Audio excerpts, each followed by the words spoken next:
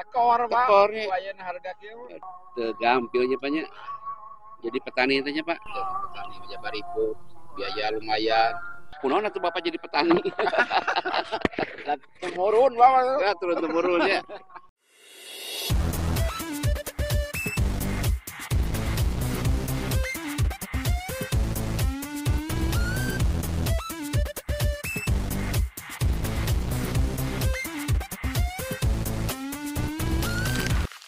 Assalamualaikum warahmatullahi wabarakatuh. Bertemu kembali di kanal Jurnal Abah.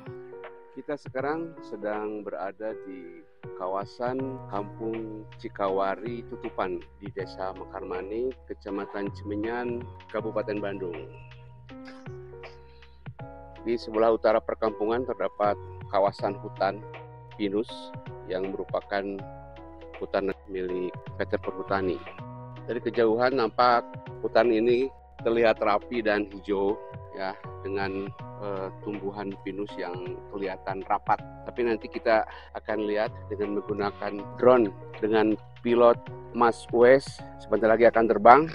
Kita akan melihat apakah hutan ini benar-benar memang hutan yang terjaga kelestariannya, keindahannya seperti kelihatan dari kejauhan, ataukah di tengah-tengah hutan itu nanti ada yang gundul, botak gitu ya. Jadi kita akan sama-sama lihat.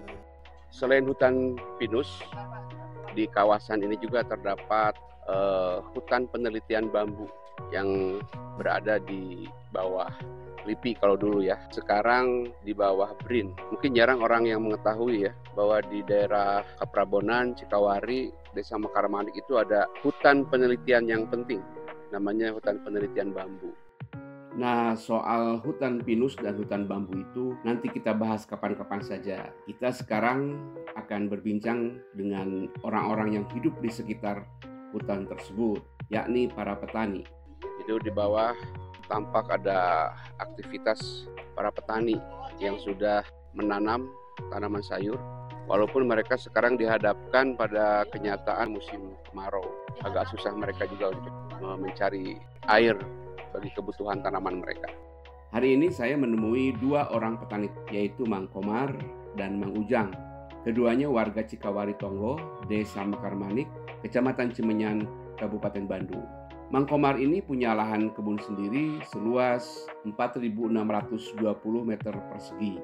Lahan itu ditanami kol dan tomat. Ada musim kemarau kia, kumaha nyiramna meureunna ada susah. Iya, ya kayak nyedot Pak. Nyedot nganggo mesin. Ya, di walungan itu. Di bawah di Sigemo. Seberapa? Sarol setengah Pak, 450-an. Jadi para petani dengan sekuat tenaga berusaha untuk tetap bertahan hidup dengan dunia pertaniannya, walaupun pada musim kemarau ini mereka kesulitan untuk mendapatkan air bagi tanamannya.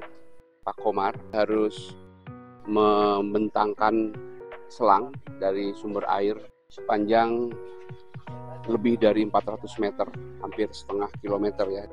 Karena sumber airnya ada di bawah sana, sehingga dia harus menggunakan mesin pendorong agar airnya bisa naik ke kolam milik Pak Komar. Nah, seperti kolam ini nih. Nah, ini kolam untuk perkebunan Pak Komar. Jadi airnya juga ditampung di sini, di toren yang punya kapasitas 800 liter. Dari sini kemudian disalurkan ke perkebunannya. Jadi tidak mudah ya untuk beraktivitas sebagai petani dengan kondisi ketersediaan air yang cukup sulit juga bagi mereka agar tanamannya bisa tumbuh sehat. Mereka bertani untuk mempertahankan hidup. Tidak terlalu untung sebetulnya dari sisi ekonomi jika mereka beraktivitas sebagai petani seperti saat ini. Tapi bagi mereka tidak memiliki lagi pilihan selain menjadi petani. Saat ini harga jual tomat pun sedang tidak bagus. Pada panen terakhir, harga jual di petani anjlok hingga Rp2.000 per kilogram. Sebelumnya, pada panen tahun 2023 akhir hingga bulan Mei 2024, harga tomat di petani berada di angka Rp10.000 per kilogram. Bahkan sebelum itu pernah juga mencapai harga Rp12.500 per kilogram. Tapi makin ke sini kemudian harga itu semakin turun. Lain lagi dengan Mang Ujang, di atas lahan miliknya sendiri seluas 250 tumbak atau 3.500 meter persegi, dia menanam tomat dan cabai.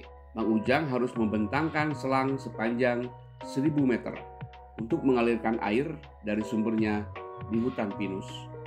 Tapi tomat dari kebunnya yang dipanen bulan Juli lalu dijual dengan harga yang sangat jatuh, yaitu Rp500 per kilogram. Wah, ini sangat murah ya. Dia tidak kebagian ketika harga jual mencapai Rp2.000 per kilogram. Dia melemparnya ke pasar hanya karena tidak enak saja. Uang ke pasar tadi mah, gua ketinggalan tadi di kebun. Dengan harga Rp500 per kilogram, dia pun harus mengirim sendiri ke pasar menggunakan angkutan yang ongkosnya Rp500.000. Dengan harga jual serendah itu, tengkulak juga tidak mau mengambil tomat dari kebun petani. Pada panen kemarin, sebetulnya produksi kebun tomat Mang Ujang cukup besar, yaitu 1,6 ton. Namun dengan harga jual Rp500 per kilogram, berarti dia hanya mendapatkan Rp800.000. Belum lagi dipotong ongkos mobil yang mengangkut sayurannya ke pasar, yaitu Rp500.000. Jadi dia hanya mendapatkan sisa dari hasil panennya itu Rp300.000.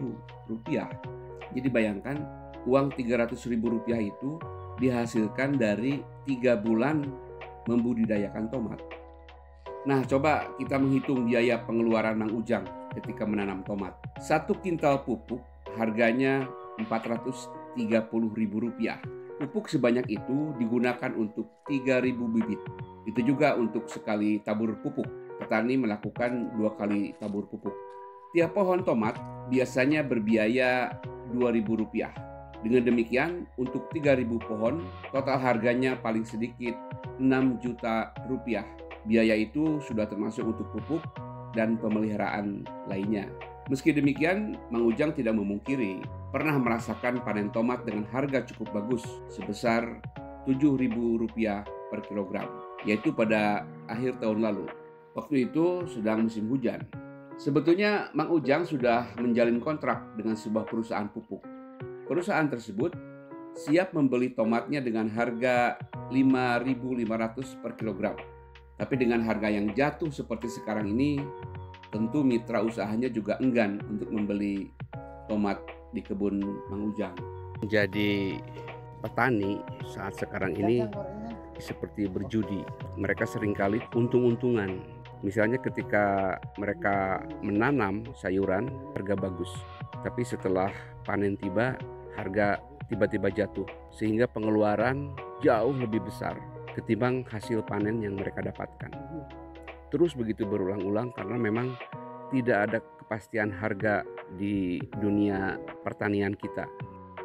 Kemampuan mereka bertani semata-mata diwariskan oleh orang tuanya dan tidak pernah terjadi peningkatan pengetahuan cara bertani. Beruntung Pak Komar dan Pak Ujang mereka memiliki lahan sendiri. Sementara itu sebagian lagi para petani di Cimenyan ini banyak yang menyewa lahan milik orang. Tekor, Pak. Tekor nih. Lumayan harga kieu. Gampilnya banyak. Jadi petani itu Pak. Petani bisa bariku, biaya lumayan. Kunaon atuh Bapak jadi petani? Temurun, Pak. Ya, turun-temurun ya. Jadi petani zaman ayeuna tuh juga berjudi nya Pak nya. Nya judi Harga saya nanam. Pas tahu-tahu pas begitu panen harga nuju jeblok. Upami nyanak pupuk gampil teh ayeuna. Nyai meser mah gampil Pak. Kan baheula mah aya kartu tani teh segala macam. Berjalan Pak di mah kartu tani mah. Ayo ge gaduh anggar meser mah rada susah. Akhirnya dibatasi tuh upami meser. Nya dibatasi upami nuju pangangoan mah Pak. Mungkin kintal di payung nukian jatah teh. Mereka berharap pemerintah juga bisa membantu kehidupan mereka dalam aktivitas sebagai petani. Bukan berarti mereka ingin dikasihani, diberi bantuan cuma-cuma. Yang mereka harapkan adalah bantuan terutama dalam persoalan penyediaan pupuk dan juga penjualan hasil panen mereka. Itu dua hal yang selama ini menjadi persoalan bagi para petani di perkampungan. Mereka mengakui bahwa seringkali mendapatkan pupuk itu susah, walaupun berkali-kali pemerintah membuat program untuk memudahkan petani mendapatkan pupuk, semisal pengadaan atau penyediaan kartu tani sebagai satu syarat untuk mendapatkan pupuk. Tapi ternyata di lapangan tidak seperti itu dan mereka sudah lama tidak menggunakan lagi kartu tani itu. Yang penting mereka punya uang dan bisa beli pupuk. Walaupun pupuk yang mereka dapatkan juga jumlahnya terbatas.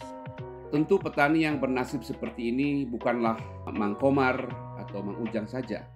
Sekian banyak petani di negeri ini nasibnya kurang lebih sama. Memang sangat ironis, padahal ini negeri agraris. Mudah-mudahan nasib petani membaik. Semoga dalam menjalani profesi sebagai petani tidak lagi seperti sedang berjudi. Amin. Assalamualaikum warahmatullahi wabarakatuh.